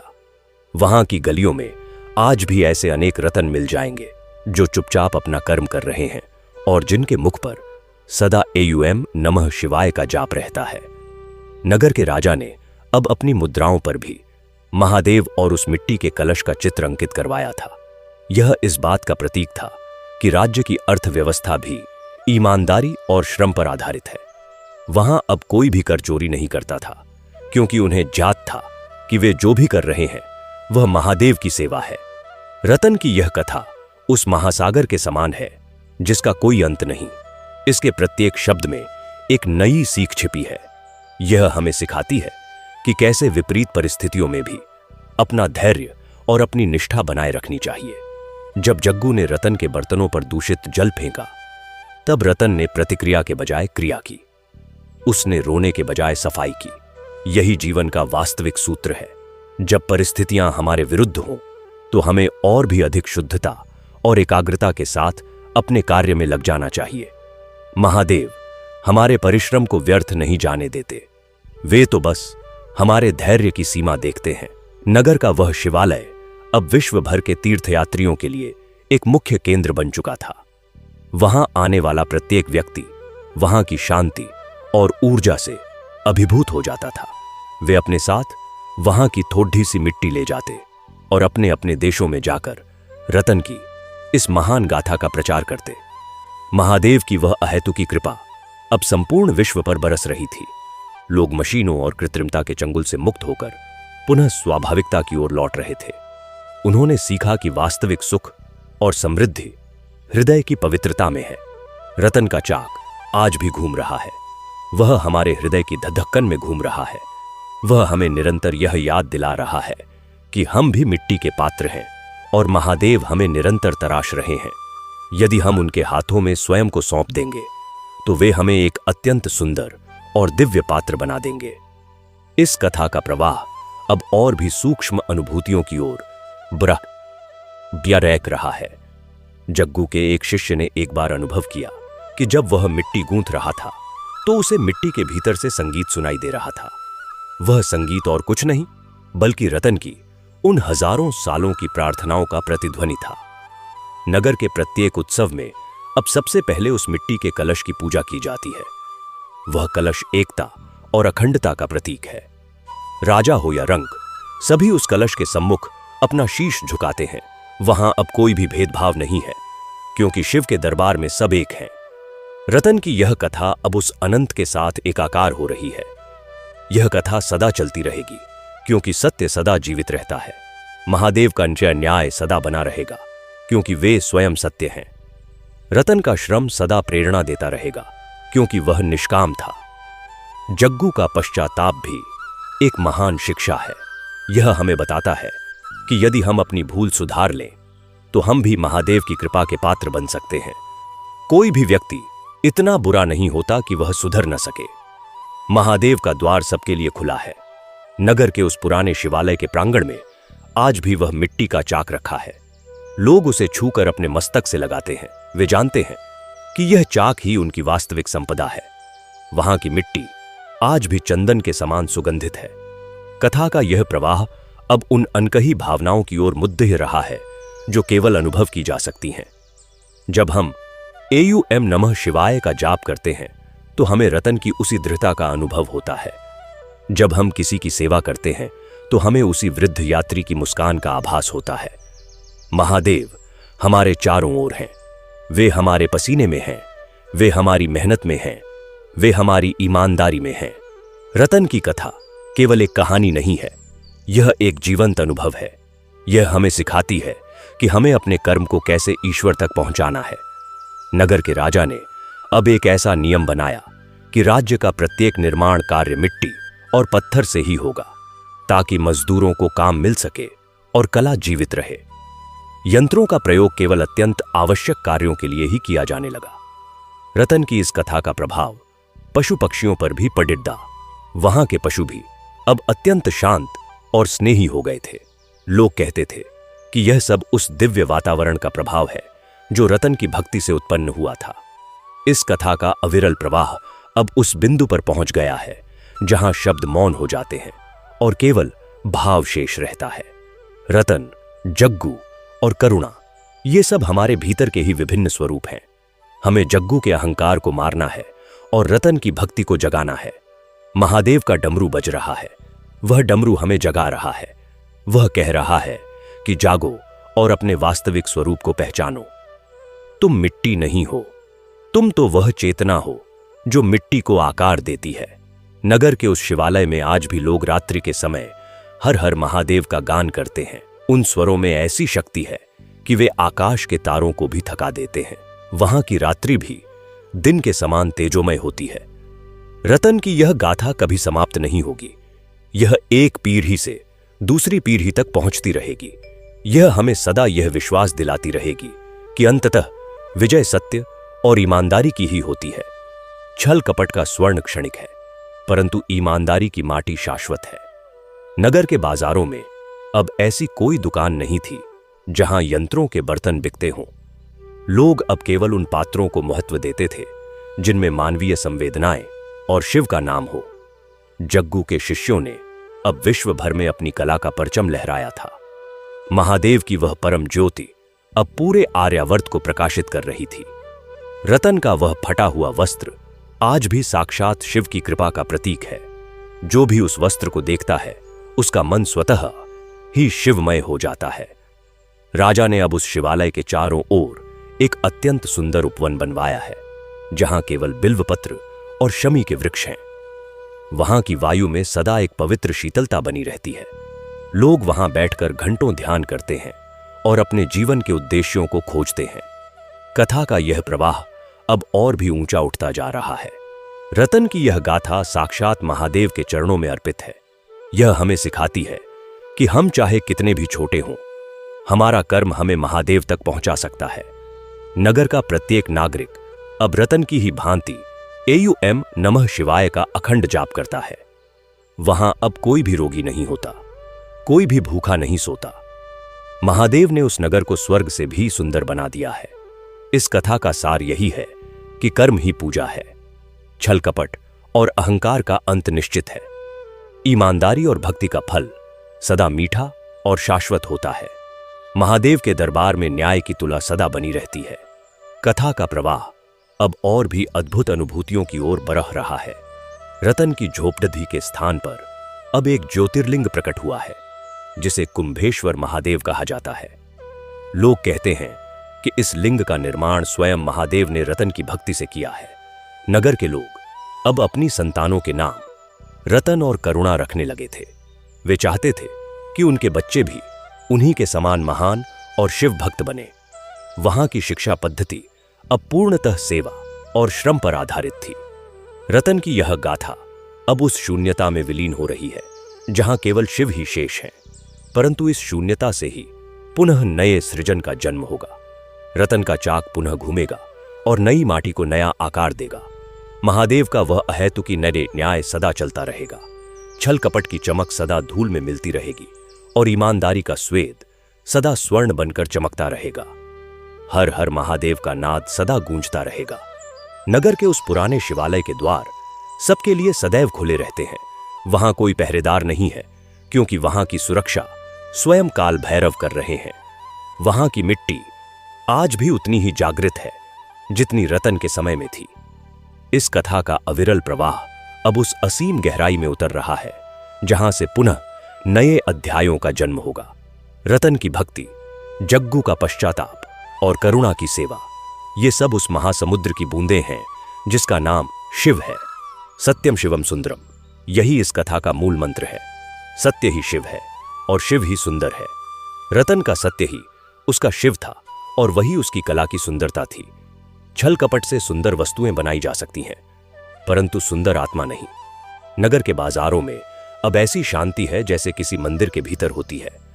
वहां कोई शोर नहीं है, कोई होद्द नहीं है। प्रत्येक व्यक्ति अपने कार्य में मग्न है और अपनी आय से संतुष्ट है। महादेव ने उस नगर को संतोष का वरदान दिया है। कथा का प्रवाह अब और भी पावन होता जा रहा है। रतन की गाथा का प्रत्येक पाठक या श्रोता स्वयं में एक परिवर्तन अनुभव करता है। यह कथा हमारे भीतर के जग्गू को मारकर रतन को जन्म देने की शक्ति रखती है।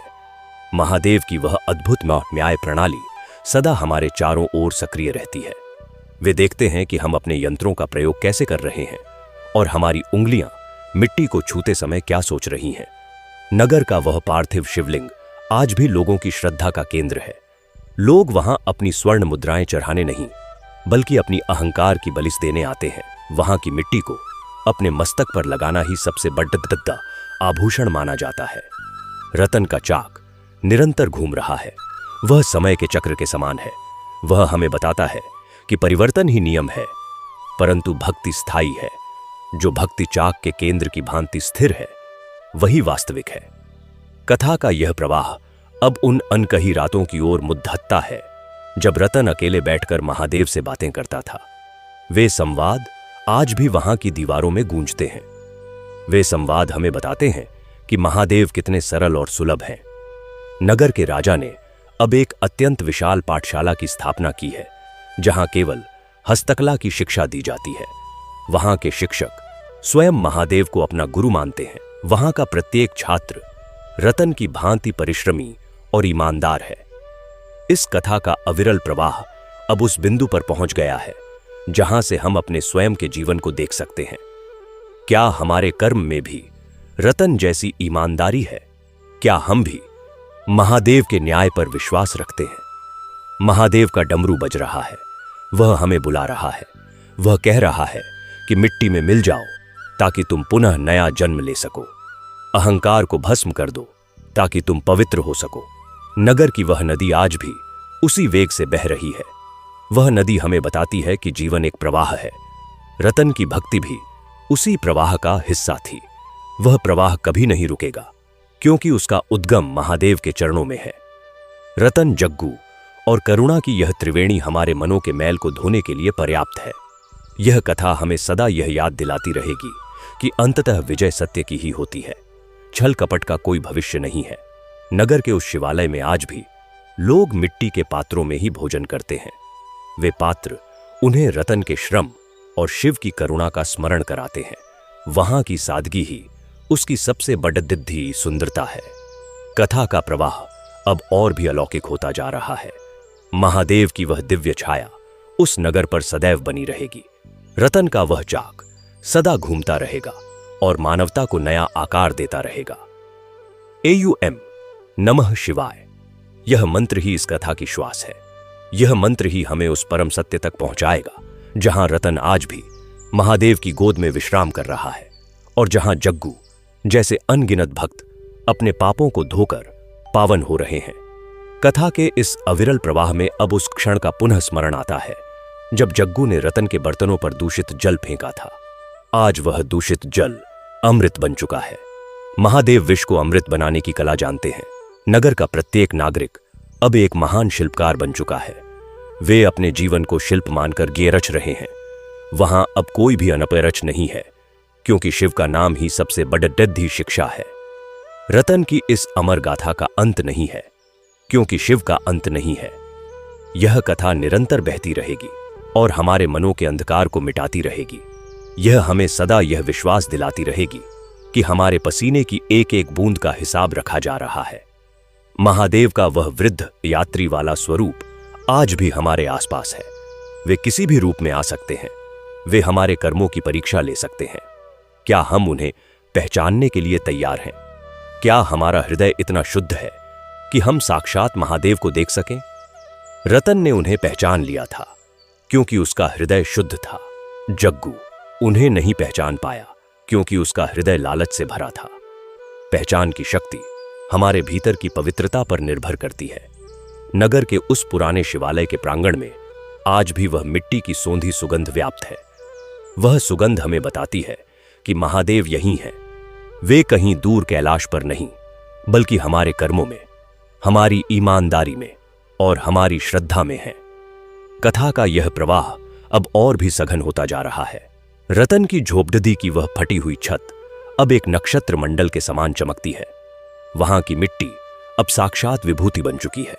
नगर के राजा ने अब एक ऐसा नियम बनाया कि राज्य का प्रत्येक व्यक्ति प्रतिदिन 1 घंटा मिट्टी के साथ कार्य करेगा, ताकि वह प्रकृति और श्रम के महत्व को समझ सके। यह नियम समाज में एक नई चेतना लेकर आया। महादेव की वह अहेतु की कृपा रतन के माध्यम से संपूर्ण जगत को धन्य कर रही है। लोग अब दिखावे के दान से ऊपर उठकर निष्काम कर्म की ओर बढ़ रहे हैं। उन्होंने सीखा कि महादेव के लिए एक मिट्टी का गड्ढा भी स्वर्ण के महल से अधिक प्रिय हो सकता है। कथा का यह अविरल प्रवाह निरंतर चलता रहेगा। रतन का चाक कभी नहीं रुकेगा।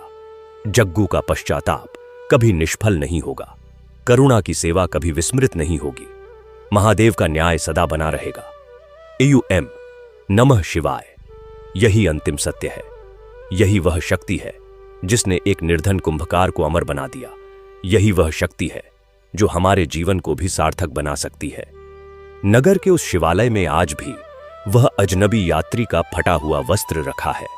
वह वस्त्र हमें याद दिलाता है कि ईश्वर को पाने के लिए किसी बाहरी आडंबर की आवश्यकता नहीं है, बस एक सच्चा हृदय और ईमानदारी का संकल्प ही पर्याप्त है। कथा का प्रवाह अब उस बिंदु पर है जहां से नई गाथाओं का जन्म होता है।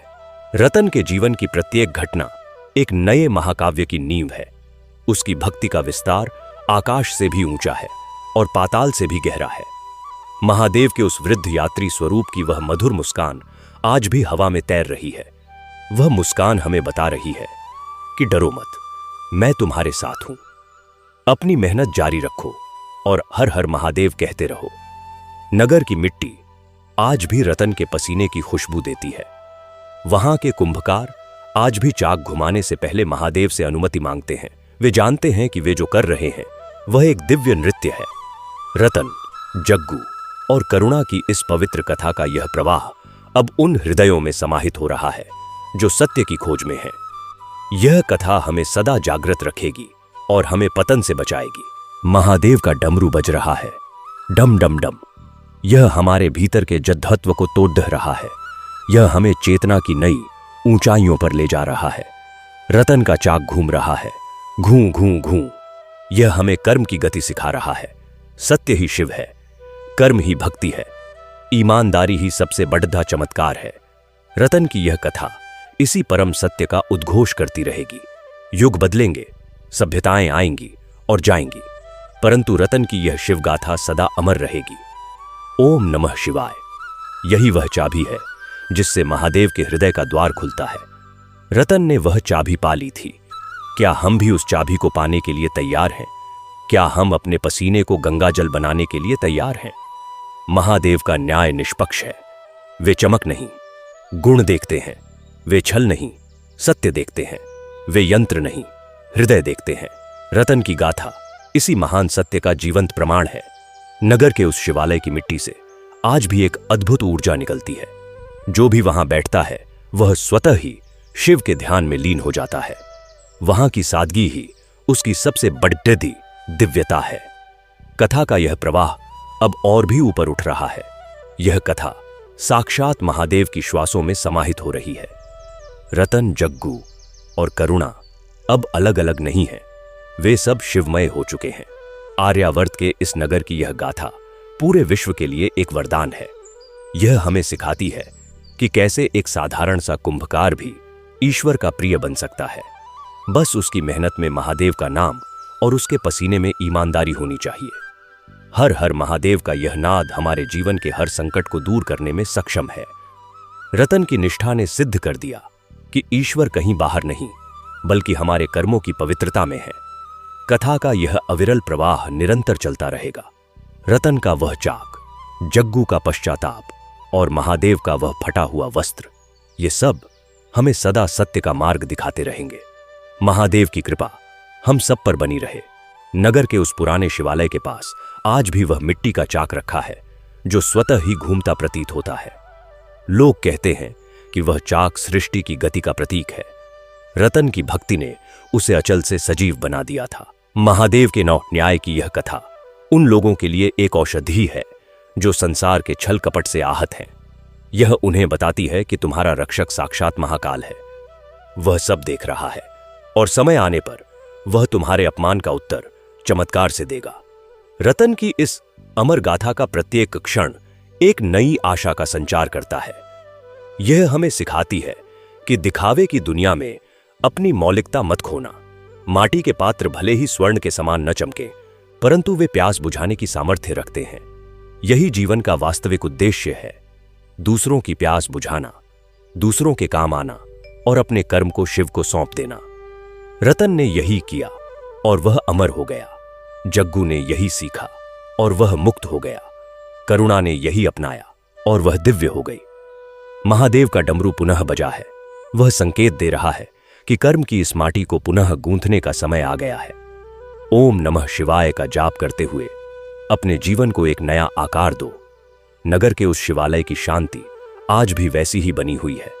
वहां की मिट्टी में आज भी रतन के पसीने की गंध है।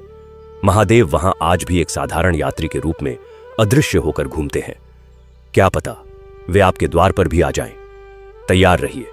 अपने कर्म को इतना शुद्ध रखिए कि जब महादेव आपके द्वार पर आएं तो आप उन्हें पहचान सकें, रतन की भांति उन्हें अपना सर्वस्व सौंप सकें और उनकी कृपा के पात्र बन सकें। हर हर महादेव का नाद दसों दिशाओं में गूंजता रहे। रतन की ईमानदारी की यह सुगंध हमारे जीवन के हर कोने में महकती रहे। छल कपट का अहंकार सदा भस्म होता रहे और निष्काम कर्म का स्वर्ण सदा चमकता रहे। महादेव की यह अगाध लीला रतन के माध्यम से हमें जो सीख दे गई है, वह युगों तक हमारा मार्गदर्शन करेगी। माटी से जन्म और माटी में ही मिल जाना, यही सत्य है। परंतु उस माटी को आकार देकर शिव तक पहुंच जाना ही जीवन की सिद्धि है। रतन ने वह सिद्धि प्राप्त कर ली थी, जग्गू ने वह मार्ग पा लिया था। हम भी उसी मार्ग के यात्री हैं। ओम नमः शिवाय हमारा संबल है और महादेव हमारे गंतव्य हैं। कथा का प्रवाह अब और भी पावन होता जा रहा है। यह कथा अब साक्षात उस परम मौन में विलीन हो रही है, जहां से संपूर्ण सृजन का उदय होता है। शिव ही वह मौन है, शिव ही वह नाद है। रतन का चाक अब ब्रह्मांडीय गति से घूम रहा है। वह अब केवल एक नगर का नहीं, बल्कि संपूर्ण जगत का कुंभकार बन चुका है। उसकी बनाई हुई मूर्तियां और पात्र अब देवलोक में भी पूजे जाते हैं।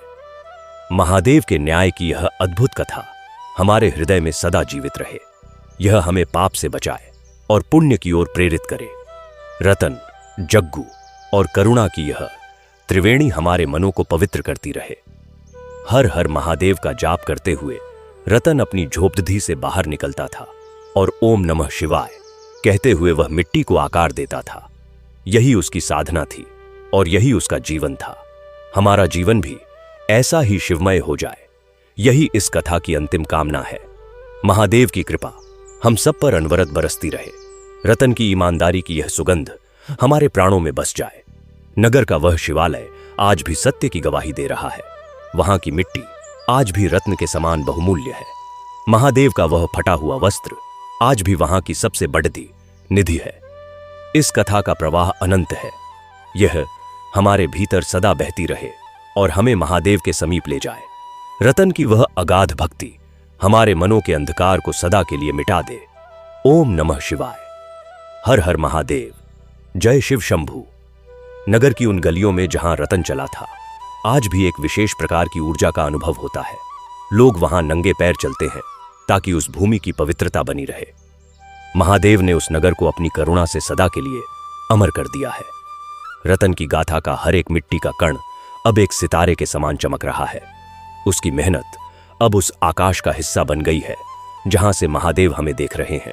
जग्गू का पश्चाताप अब वह चांदनी है जो शीतलता प्रदान करती है।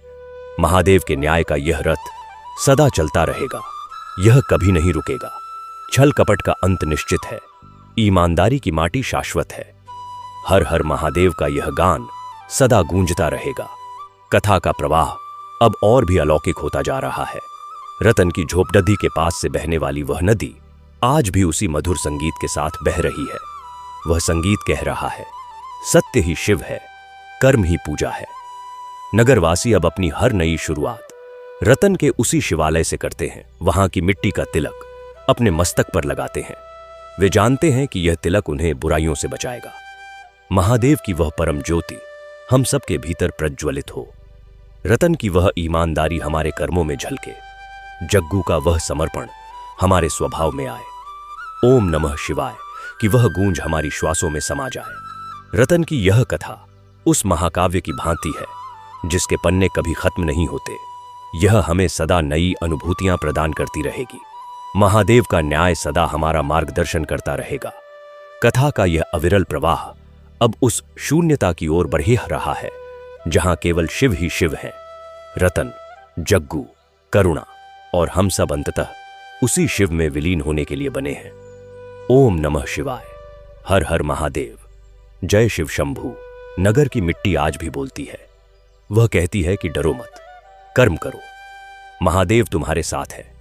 रतन का चाक पुनः घूमेगा, माटी पुनः नया रूप लेगी, भक्ति पुनः नया इतिहास रचेगी। महादेव के दरबार में न्याय की तुला सदा बनी रहती है। वे देखते हैं कि आपने मिट्टी को कैसे गूंथा। वे देखते हैं कि आपकी उंगलियों में कितना प्रेम था। वे देखते हैं कि आपके पसीने में कितनी ईमानदारी थी। रतन की इस अमर गाथा का यह प्रवाह अब हमारे हृदयों में समाहित होकर हमें शिवमय कर रहा है। हर हर महादेव का यह नाद हमारे जीवन की अंतिम श्वास तक गूंजता रहे। महादेव की जय। रतन की भक्ति की जय। ईमानदारी के श्रम की जय।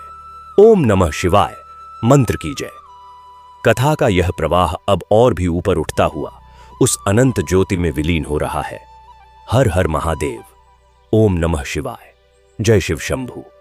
नगर के उस पुराने शिवालय के ऊपर आज भी एक दिव्य ज्योति दिखाई देती है। वह ज्योति रतन के उस निस्वार्थ भाव का प्रतीक है। महादेव ने रतन को अपनी हृदय की धड़कन बना लिया है।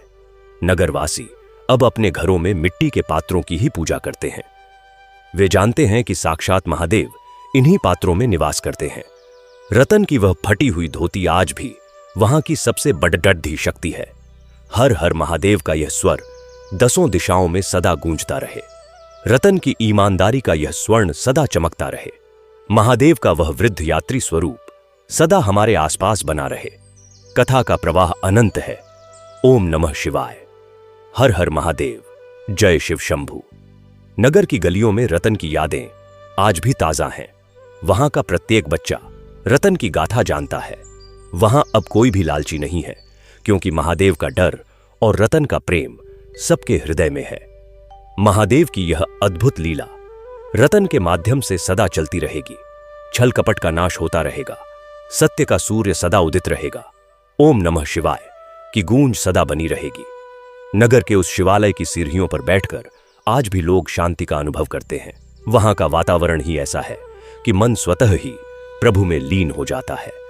रतन की भक्ति ने उस स्थान को साक्षात स्वर्ग बना दिया है। हर हर महादेव। ओम नमः शिवाय। जय शिव शंभू। रतन का चाक पुनः घूमेगा। नई माटी नया रूप लेगी। नई गाथा नया इतिहास रचेगी। महादेव का न्याय सदा बना रहेगा। रतन की ईमानदारी सदा प्रेरणा देती रहेगी। कथा का यह अविरल प्रवाह अब उस बिंदु पर है जहां से नई अनुभूतियों का जन्म होगा। ओम नमः शिवाय। हर हर महादेव। जय शिव शंभू।